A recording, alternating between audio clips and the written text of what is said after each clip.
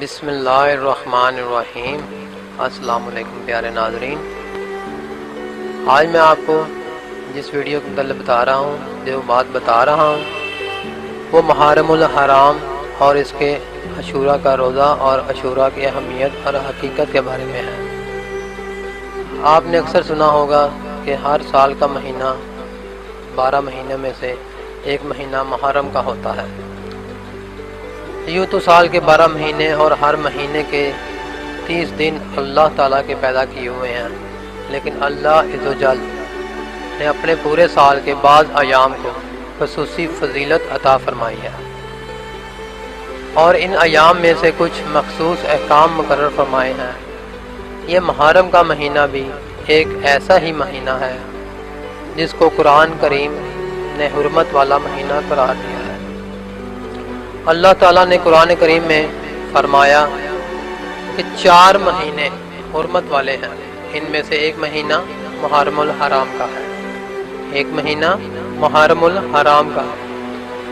محرم کی 10ویں تاریخ کو عاشوراء کہا جاتا ہے، جس کے معنی ہیں 10واں دن۔ یہ دن اللہ تعالیٰ کی خصوصی رحمت اور برکت کا حامل ہوتا ہے۔ اللہ تعالیٰ کے خصوص رحمتیں نازل ہوتی ہیں 10ویں محرم والے دن۔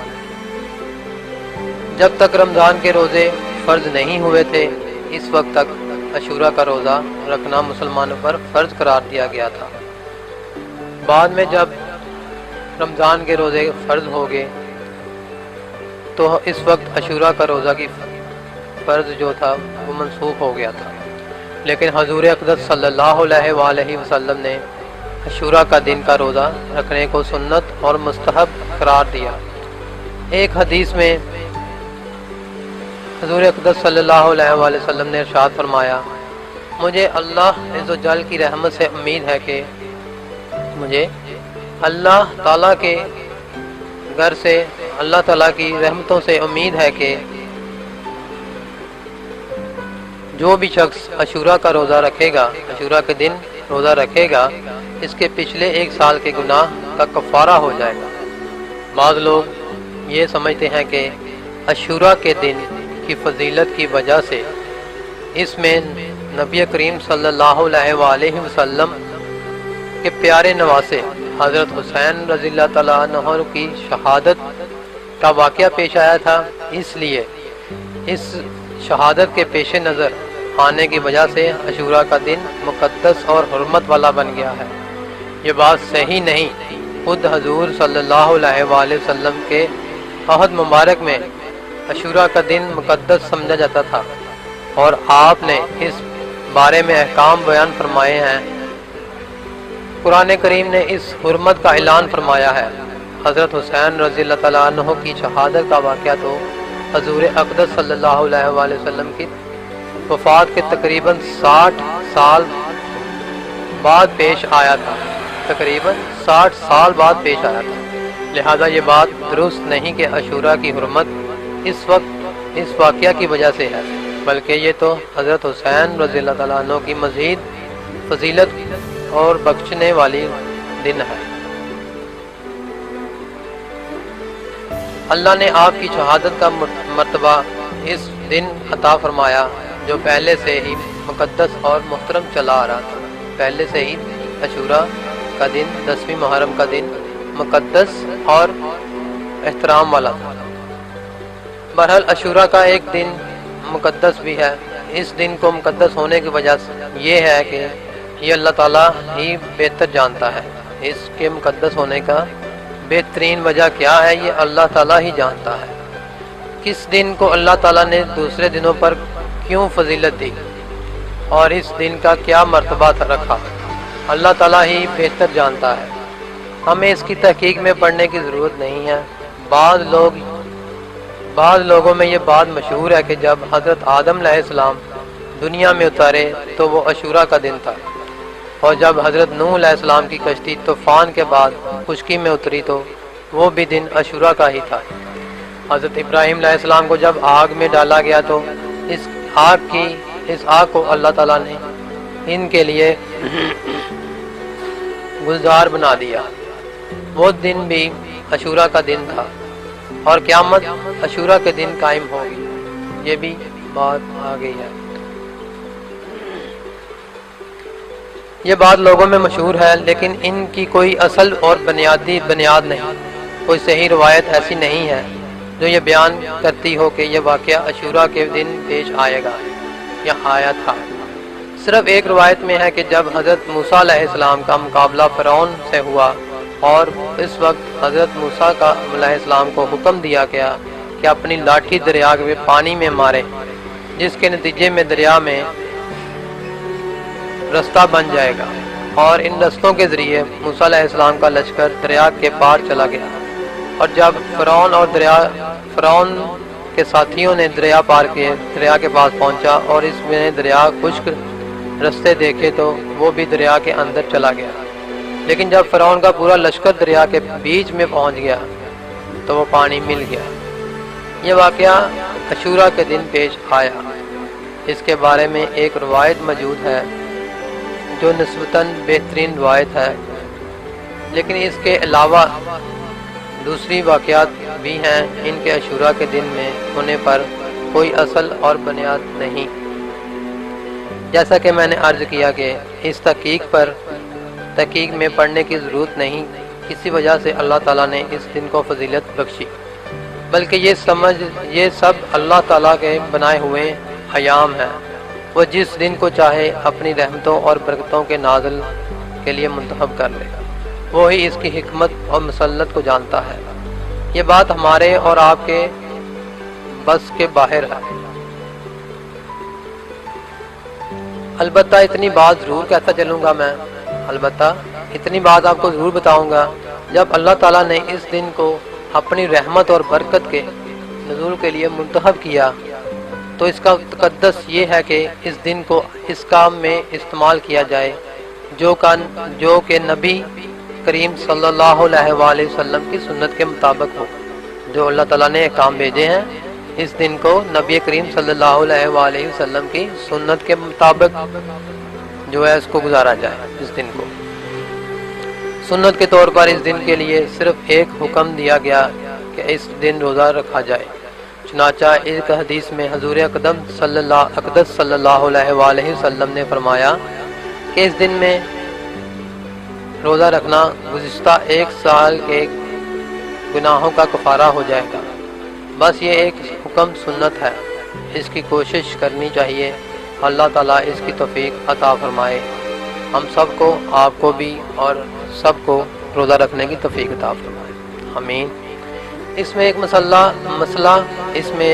مسئلہ اور بھی ہے، وہ یہ ہے کہ حضور صلی اللہ علیہ وآلہ وسلم کے حیات طیبہ میں جب بھی عاشورہ کا دن آتا، آپ صلی اللہ علیہ وآلہ وسلم روزہ رکھتے، لیکن وفات سے پہلے جو عاشورہ کا دن آیا تو حضور صلی اللہ علیہ وآلہ وسلم نے عاشورہ کا روزہ رکھا، اور ساتھ ہی یہ بھی فرمایا کہ 10 محرم کو ہم بھی روزہ رکھتے ہیں اور یہودی بھی روزہ رکھتے ہیں، اور یہودیوں کے روزے کے رکھنے کے وجہ وہی تھی کہ اس دن نبی بنی اسرائیل علیہ السلام کو اللہ تعالیٰ نے حضرت موسیٰ علیہ السلام کے ذریعے فرعون سے نجات دی تھی۔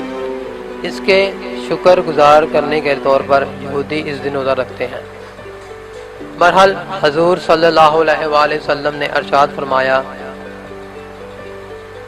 کہ ہم بھی اس دن روزہ رکھتے ہیں اور یہودی بھی اس دن روزہ رکھتے ہیں۔ اس کی وجہ ان کے ساتھ ہی ہلکی سی مشابہت پیدا ہو جاتی ہے، اس لیے اگر میں آئندہ سال میں زندہ رہا تو صرف عاشورہ کا روزہ نہیں رکھوں گا، بلکہ اس سال اس کے ساتھ ایک روزہ اور ملاؤں گا، 9ویں محرم یا 11ویں محرم کا، یعنی کہ 9ویں اور 10ویں محرم کا، یا 10ویں اور 11ویں محرم کا روزہ ساتھ ملا لوں گا، تاکہ یہودیوں کے ساتھ مشابہت ختم ہو جائے۔ لیکن اگلے سال عاشورہ کا دن آنے سے پہلے ہی حضور صلی اللہ علیہ وآلہ وسلم کا وصال ہو گیا، اور آپ صلی اللہ علیہ وآلہ وسلم اس پر عمل کرنے کا موقع نہیں ملا۔ چنانچہ حضور صلی اللہ علیہ وآلہ وسلم نے یہ بات ارشاد فرما دی تھی، اس لیے صحابہ اکرام رضی اللہ تعالیٰ عنہ نے عاشورہ کے روزے میں اس بات کا اہتمام کیا اور 9ویں محرم یا 11ویں محرم کا ایک روزہ ملا کر رکھا۔ اور اس کے مستحب قرار دے دیا گیا، اور تنہا عاشورہ کے روزے کو رکھنا کو حضور صلی اللہ علیہ وآلہ وسلم نے اس ارشاد کی روشنی میں مکروہ قرار دے دیا۔ یعنی اگر کوئی شخص صرف عاشورہ کا روزہ رکھے تو وہ گناہ گار نہیں ہوگا، بلکہ اس کا عاشورہ کا ثواب ملے گا۔ لیکن چونکہ آپ صلی اللہ علیہ وسلم کی خواہش 2 روزے رکھنے کی تھی، اس خواہش کے تکمیل میں بہتر یہ ہے کہ 1 روزہ اور ملا کر 2 روزے رکھے جائیں۔ رسول کریم صلی اللہ علیہ وآلہ وسلم حضور صلی اللہ علیہ وآلہ وسلم نے کہ اس ارشاد میں ہمیں ایک اور سبق ملتا ہے، وہ یہ کہ غیر مسلموں کے ساتھ ادنا مشابہت بھی حضور صلی اللہ علیہ وسلم نے پسند نہ فرمائی۔ حالانکہ وہ مشابہت کسی برے اور ناجائز کام کی نہیں تھی، بلکہ ایک عبادت میں مشابہت تھی کہ اس دن جو عبادت کرے وہ ہم بہت ہی اچھی ہے۔ اس دن ہم بھی وہی عبادت کرتے ہیں، لیکن آپ صلی اللہ علیہ وسلم نے اس کو بھی پسند نہ فرمایا۔ کیوں؟ اس لیے اللہ تعالیٰ نے مسلمانوں کو جو دین عطا فرمایا وہ سارا ادیانی دیان اور ممتاز ہے، اور ان پر فوقیت رکھتا ہے، لہذا ایک مسلمان کا ظاہر و باطن بھی غیر مسلم سے ممتاز ہونا چاہیے۔ اس کا طرز عمل، اس کی چال ڈال، اس کا سراپا، اس کے اعمال، اس کے اخلاق، اس کی عبادتیں وغیرہ ہر چیز میں مسلمانوں سے ممتاز ہونی چاہیے۔ چنانچہ حدیث مبارکہ میں حکم جا بجا ملا گیا کہ حضور صلی اللہ علیہ وآلہ وسلم کی غیر مسلموں سے الگ طریقہ اختیار کرو۔ چنانچہ مسلم فرمایا، مشرکین جو اللہ تعالیٰ کے ساتھ دوسروں کو شریک ٹھہراتے ہیں، ان سے اپنا ظاہر و باطن الگ رکھو۔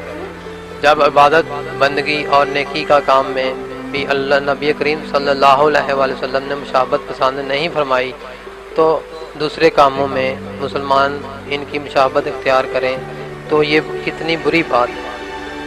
اگر یہ مشابہت جان بوجھ کر اس مقصد سے اختیار کی جائے کہ میں ان جیسا نظر آؤں تو یہ گناہ کبیرہ ہے۔ حضور صلی اللہ علیہ وسلم نے ارشاد فرمایا، جو شخص کسی قوم کی مشابہت اختیار کرے وہ ایسی قوم کو اندر داخل ہے۔ مثلاً کوئی شخص انگریزوں کا طریقہ اس لیے اختیار کرتا ہے کہ میں دیکھنے میں انگریز نظر آؤں تو یہ گناہ کبیرہ ہے، لیکن اگر دل میں یہ نیت نہیں ہے کہ میں ان جیسا نظر آؤں بلکہ ویسا ہی مشابہت اختیار کر لوں تو یہ گناہ کبیرہ تو نہیں مگر مکروہ یہ بھی ہے۔ افسوس ہے کہ آج مسلمانوں کو اس حکم کا خیال اور پاس نہیں رہا۔